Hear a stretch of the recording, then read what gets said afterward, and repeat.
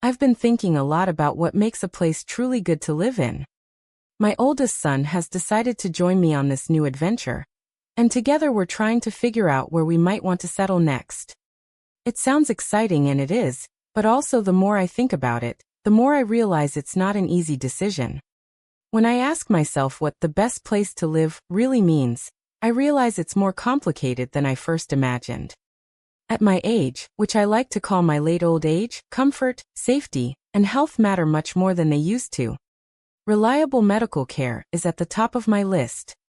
But what else? A good climate, easy access to places I need, and a walkable neighborhood are all important.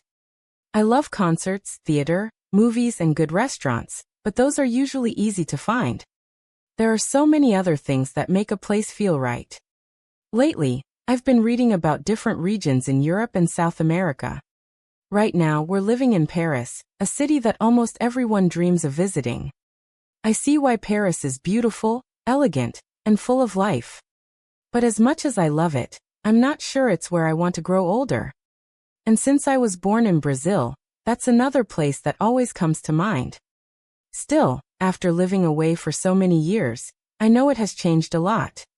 So maybe the best thing is to make a list of what I need, what I want, and what I can live without, and group everything by priority. For me, health comes first. At this stage of life, having good doctors and hospitals nearby brings peace of mind. It's not just about emergencies, it's about regular care, easy access to specialists, and even a pharmacy close enough to walk to. When you don't have to travel far for medical help, life feels much simpler and safer. Then comes the climate.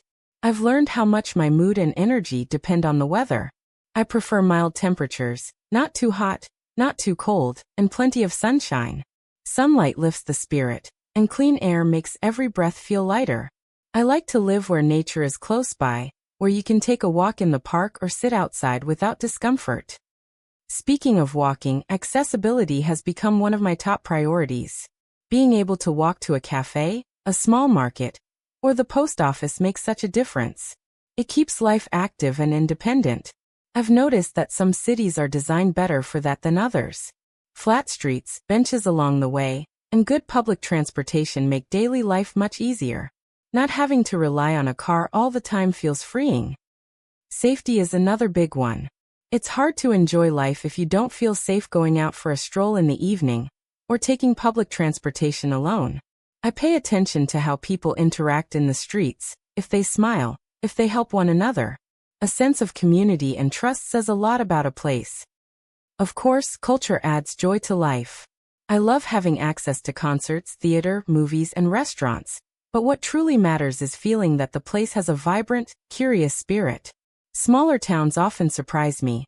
They may not have the grand theaters of Paris, but they offer cozy cafes with live music, weekend art shows, and local festivals that bring people together. And then there's the cost of living. It's not the most exciting topic, but it's an important one. Housing, utilities, and groceries all add up.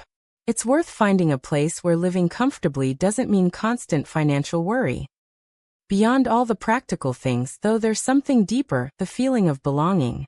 Wherever I decide to live next, I want it to feel warm and welcoming. Since my son will be with me, that already makes the transition easier, but I also want to be part of a friendly community. A smile from a neighbor, a casual chat at the market, or a local group that meets for a hobby can make a place feel like home. So yes, I think making a list is a good idea, dividing it into categories like health, safety, accessibility, climate, culture, and affordability. Then, visiting each place for a while before making a final decision might be the smartest way to see how it really feels. Sometimes the heart knows what the mind hasn't yet figured out. In the end, the best place to live is where life feels easy, where you wake up feeling safe and content, and where every day brings a little beauty, whether in a sunrise, a walk to the bakery, or the laughter of people nearby. Home is not always where we were born, but where we can keep growing with grace, comfort, and joy.